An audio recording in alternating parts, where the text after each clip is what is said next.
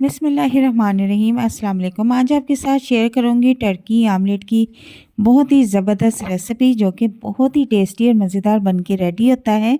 तो recipe start करते हैं। बिस्मिल्लाहिर्रहमानिर्रहीम।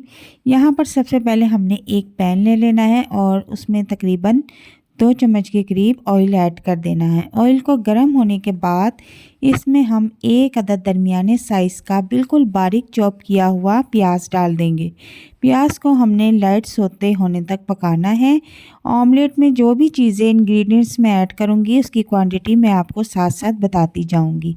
तो यहाँ पर चूल्हे का फ्लेम मैंने नॉर्मल रखा हुआ है और प्याज सोते होने के बाद यहाँ पर मैंने एक अदद दरमियाने साइज़ का आलू लिया था, जिसको बहुत ही बारीक चॉप कर लेना है और उसको भी अब प्याज में ऐड कर देना है।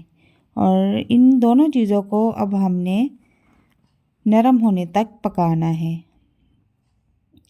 बहुत ही टेस्टी और मज़ेदार टर्की ऑमलेट बनके रेडी होता है। जब आप इसको एक बार बना लेंगे तो यकीन करें रोज़ बनाने पर मजबूर हो जाएंगे।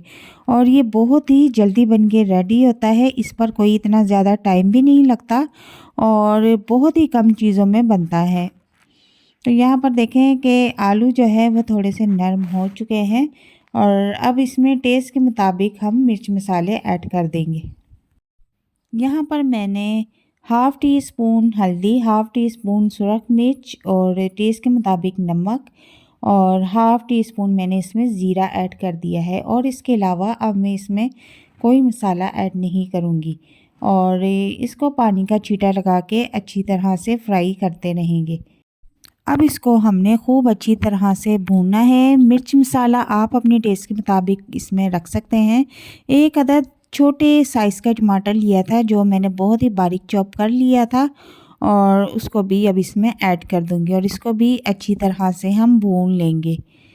तो यहाँ पर मैंने कुछ हरी मिर्च का इस्तेमाल किया है। 3 से 4 अदद मैंने हरी मिर्च ली थी, जिन्हें बारीक चॉप कर लिया है और उनको भी अब इसमें ऐड कर दूंगी और फिर फ्राई करना शुरू कर दूंगी। तो आलू जो है हमारे वो गल चुके हैं और अब हम इसमें अंडे ऐड कर देंगे। चूल्हे का फ्लेम यहाँ पर हम बिल्कुल कम कर लेंगे, नॉर्मल कर लेंगे और इस तरह से आपने 2 साइड पे जगह बनानी है और एक एक टमाटर ऊपर की साइड और एक एक टमाटर नीचे की साइड मैंने रख दिया है। और अब इनके ऊपर एक एक करके अंडा हम ऐड कर देंगे।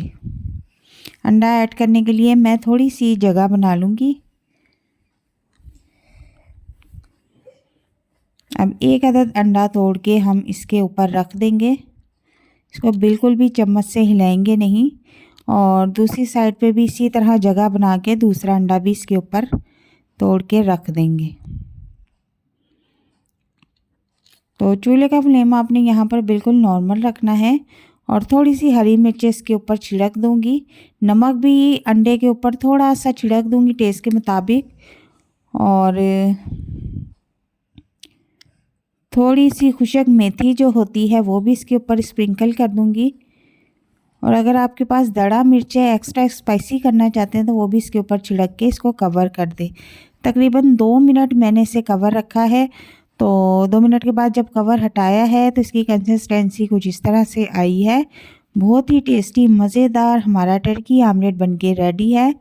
तो अब इस चूल्हे का फ्लेम ऑफ कर लेंगे और इसको नीचे उतार लेंगे।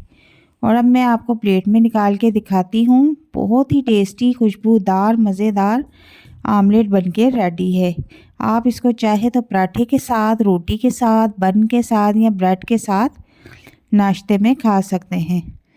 सर्दी के मौसम में गरम गरम टर्की आमलेट की ये रेसिपी बनाकर घर वालों को दें। उम्मीद करती हूँ कि आप सबको ये रेसिपी बहुत पसंद आएगी। मिलते हैं नेक्स्ट वीडियो में एक नई रेसिपी के साथ। अल्लाह हाफिज़।